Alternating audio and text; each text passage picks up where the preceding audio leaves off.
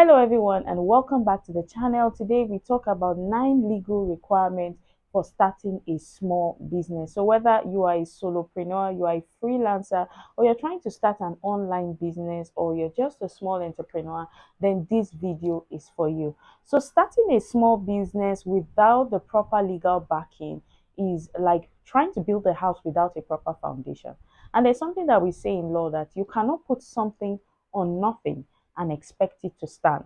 So if you're trying to build a house and the foundation is faulty, most definitely the house is going to crash. So it's more or less like if you want to start a business, you must first of all have all these legal requirements in place. So the first one is you need to register your business with the Corporate Affairs Commission.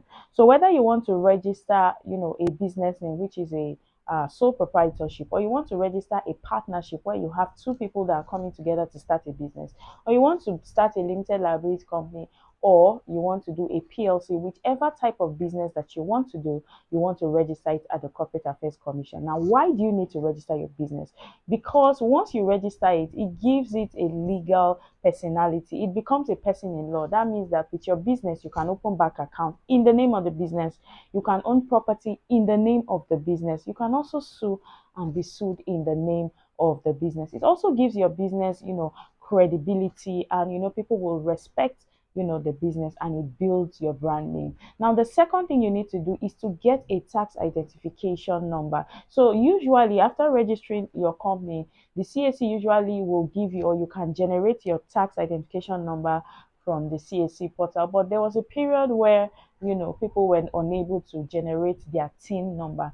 If you are somebody like that and you were unable to generate your TIN number, you want to go to the Federal Inland Revenue Service, that's the FIRS. If it is a company, you would have to go to the nearest FIRS that is closest to the registered address in the business. So let's say your registered address is in Ikeja, you have to look for an FIRS office that is in Ikeja. If it is a small business, then definitely you have to go to the IRS, that's the Internal Revenue Service. Now, the third thing you need to do is to get SCOMO. If you're dealing with a business, that deals with, high volume of, cash transactions. Let's say you are a hotelier, you are into, apartments, or you sell gold jewelries, or you sell precious stones, or you do car business, then definitely you need to get a SCOMO certificate. Now, the fourth one is you would have to get a business bank account. Now, the whole essence of getting a business bank account is so that you can have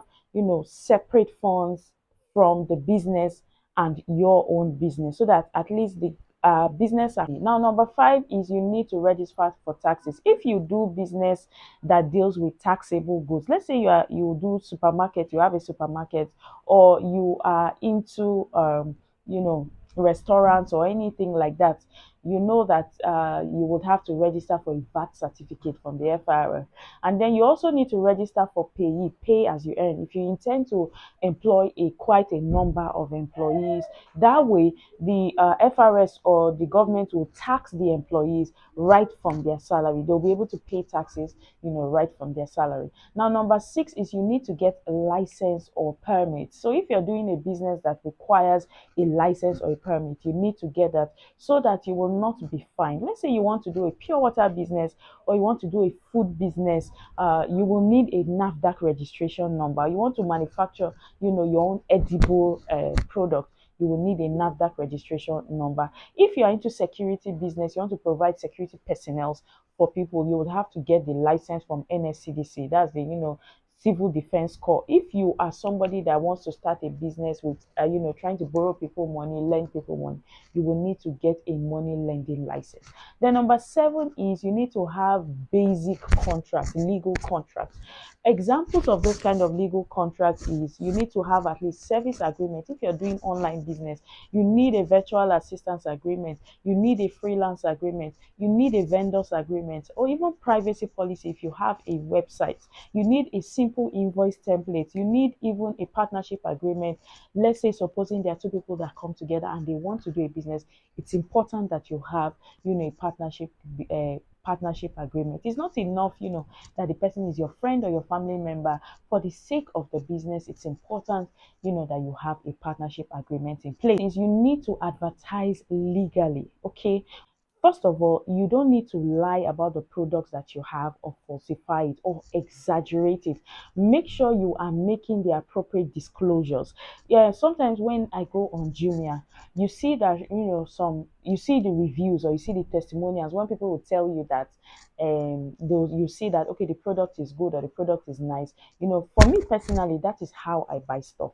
Once I check the review and I see, okay, their review is good. Let's say, for instance, you start a business and then you now put falsified reviews or you put fake testimonials and then you mislead people to buying something that, they are not supposed to buy. Or let's say, for instance, you tell them, okay, what I got, where people do what I ordered versus what I got. That is a crime. So you want to make sure that you're also making the appropriate disclosures. Even on Jumia, sometimes you would see where they would say, this is refurbished, or they'll tell you that okay, there's a little scratch, on the surface. That is proper disclosure. You're letting the customer know or the client know beforehand that okay, there's something. If you still insist on buying, then fine.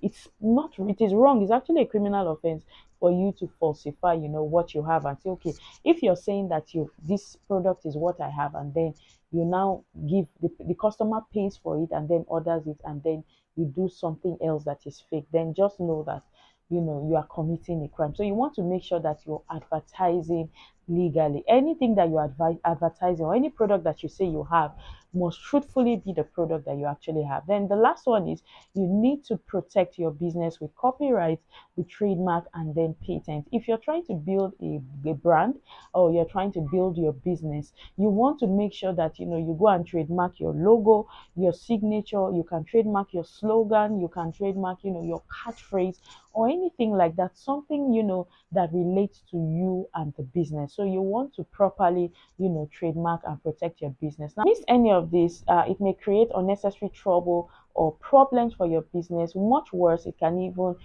create a legal problem for you. So not to worry, I have done a checklist, so that you can a free checklist so that you can follow it, and to ensure that you have complied, or to ensure that you are doing the proper thing that you need to do for your business. So you can go ahead and click it in the description box. If like this video and share it to somebody who is starting a business or who is just starting out in the business world, and you never know how they may need it. Don't forget to subscribe and put on your notification bell so each time I post a video you get notified. Thank you guys for watching.